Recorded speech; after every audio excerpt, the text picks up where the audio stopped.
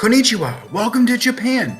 Today, for day number 3 of shared reading, we're going to continue looking at the text, Perry opens the door to Japan.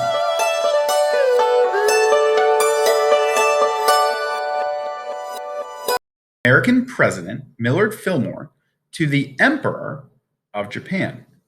Now, I know that when I see an American president, that's the leader of our country.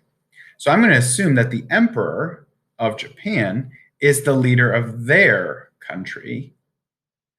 And I'm assuming these two individuals want to have some type of communication or conversation about the possible use of Japan as a trading spot for the United States, as well as a stopping point for the United States as they travel to different Asian countries. So then Commodore Perry sails away, saying he would return for the reply or the answer with a much larger force. This is interesting. His last statement is a much larger force. As a reader, when I think of force, I think of making someone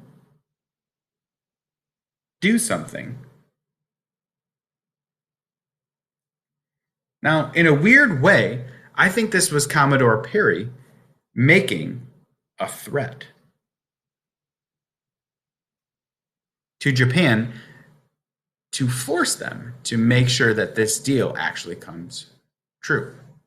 As we continue along, we're going to look at an excerpt from that specific letter. And we know from our other shared reading lessons, an excerpt is a part of something larger.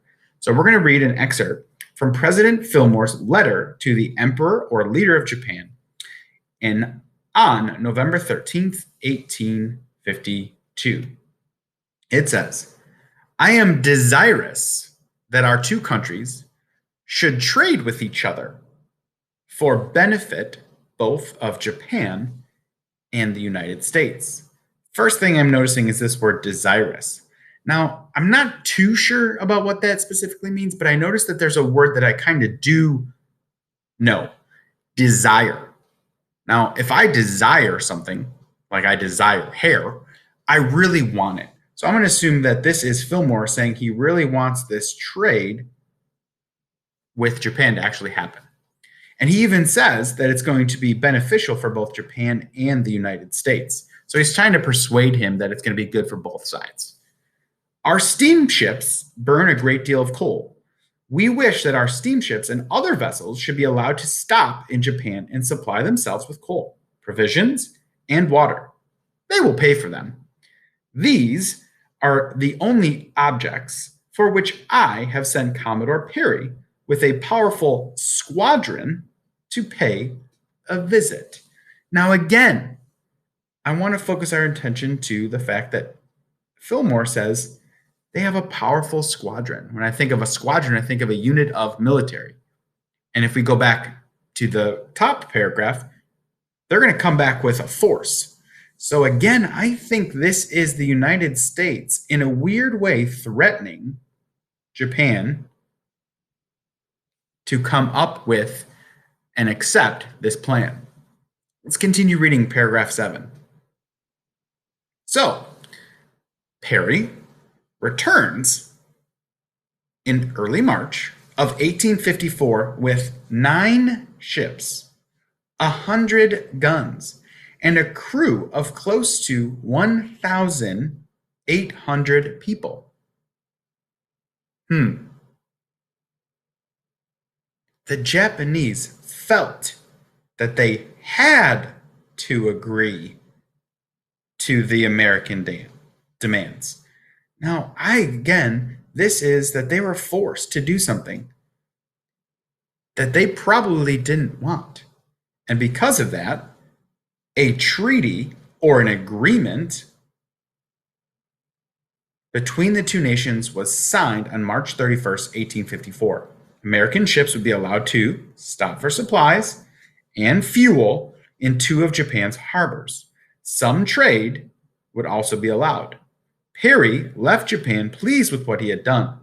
His American interpreter wrote in his diary that a key was put into the lock and a beginning made to do away with the long seclusion of this nation. Now, I know when a key goes into a lock, it opens something, and it's opening the seclusion or isolation of this nation. So we can finally say Japan is open to foreign nations.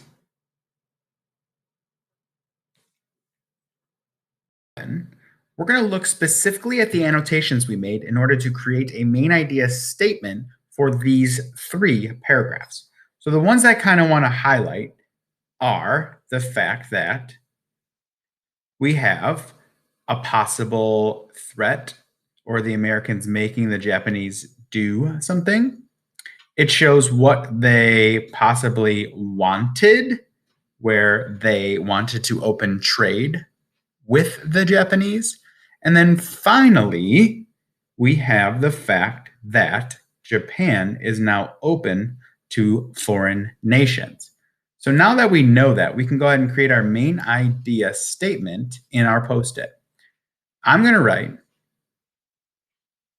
the Americans made Japan sign a treaty to open their country. Now, we really only got one side in paragraphs 5 through 7. So I'm interested to see how the Japanese felt about this treaty. So you're going to read paragraphs 8 through 10 to figure out how the Japanese felt about this new trade opportunity.